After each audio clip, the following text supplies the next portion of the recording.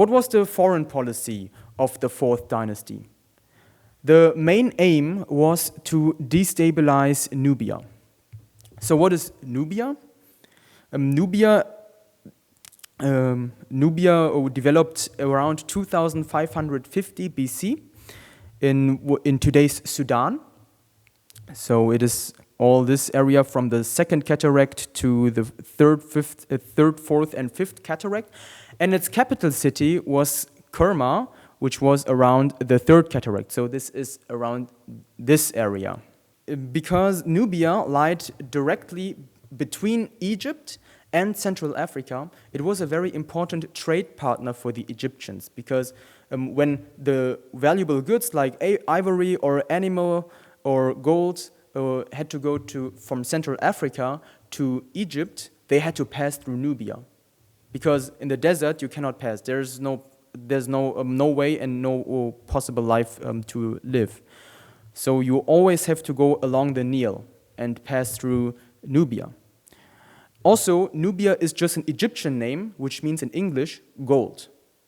This also shows that Nubia was not unimportant and that it was indeed an important trade partner, especially in Africa. On the other hand, it was also a continuous threat, because when this country is so important and can become, through trade, become powerful, they also try to conquer and expand their kingdom. So for Egypt, there were in the Egyptian-Nubian relations, there were always two sides. This good side, that it was an important trade partner, and this threatening side, that it was also an enemy in geopolitics. So the main aim was to control Nubia and insert influence in Nubia. And later we will see this country was so powerful that the kings were also called Black Pharaohs, kingdom or land of the Black Pharaohs. And they even overtook Egypt for a few hundred years. And we also see throughout the history, whenever Egypt becomes weak, Nubia became strong. And when Nubia got weak, Egypt could become strong. So there's always this game. One goes up, the other goes down. And the Egyptian also had very bad opinion about the Nubians. As you can see here on this shoe, there are Nubians, so black people, on Egyptian soles, and the Egyptians thought they're so low we can just trample over them. In the Fifth Dynasty, in the Fourth Dynasty was started with naming themselves the son of Ra was continued. So all kings contain the name of Ra. This shows the growing importance of the sun god. And also the influence on the neighbors of Egypt was growing. So not only the Egyptians not only tried to go south, but now they also wanted to discover what was in the north and in the west. So they made expeditions to the Sinai, to the western deserts, in order to find resources. And they continued to build some trade bases and military bases in Nubia, and also in Palestine. So here in red, here are the Egyptian military and trade bases. And also even here in Palestine, you can see these three. The Egyptians also had fortifications here. And then we have from Pepinakht, this is an Egyptian person that that archaeologists found in the ruins.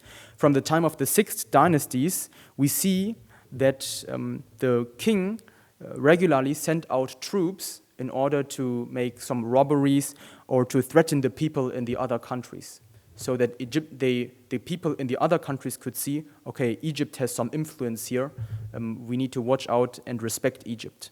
This can be seen here in this quote from him. The king sent me out to destroy the countries Wawat and Irtyet. I did as the king pleased and killed many.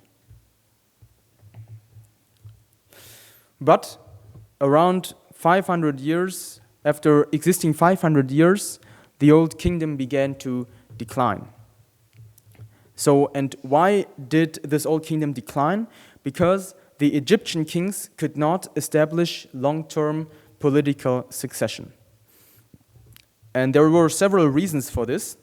So first, there was, of course, corruption and political inability of the following Egyptian kings to remain the ceiling of the old kingdom.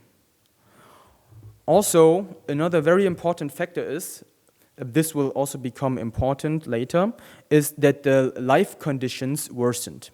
So we have drought with about 20 to 30% less rain, and today we believe that in this time Egypt also was destabilized and the life conditions went down because there was this big famine.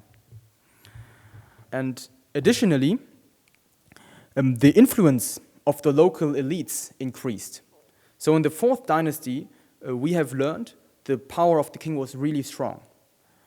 But because the king continuously gave, especially to the priests of the Egyptian gods, all this land, the agricultural fields, built so many temples, the priests and also the local rulers, the so-called nomarchs, they gained more and more influence.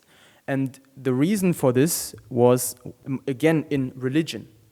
Because the kings thought, I need to please the Egyptian gods so that this order, so that Maat is kept up. So they gave everything to the priests and they had nothing left for the administration or for the soldiers, and this led to decentralization of the Egyptian kingdom, and the king, one can say that the king lost the power more and more. And Manetho, so this Egyptian historian, mentioned there were 70 kings and 70 days. So political succession was really unstable. And this led to the decline. And in 2055 BC, around that time, Egypt drifted into the first intermediate period.